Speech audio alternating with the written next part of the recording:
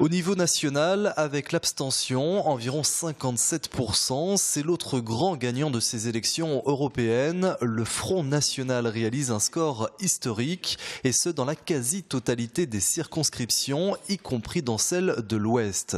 Même si les électeurs de Bretagne, des Pays de la Loire et de Poitou-Charentes ont placé l'UMP en tête, la liste FN le talonne de très près et enregistre un score sans précédent de 16 points supérieur à celui de 2009.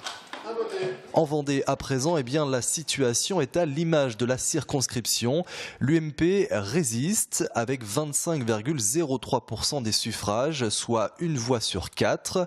Le FN, quant à lui, explose. Plus de 2 communes vendéennes sur 5 l'ont placé en tête. Avec près de 22%, on est loin des 2% obtenus aux dernières européennes. Et on peut supposer que le parti frontiste a profité d'un report de voix du MPF absent du scrutin. Et puis le Parti socialiste, quant à lui, se retrouve au coude à coude avec l'UDI Modem, autour des 13%. Au final, voici comment se partagent les 9 sièges d'eurodéputés de la circonscription. L'UMP obtient 3 élus, le FN et le PS 2 chacun. Enfin, les 2 derniers sièges reviennent à l'UDI Modem et à Europe Écologie Les Verts. Enfin, voici donc le trombinoscope de nos députés européens. 7 hommes et 2 femmes qui représenteront la grande circonscription ouest au Parlement européen pour les 5 prochaines années.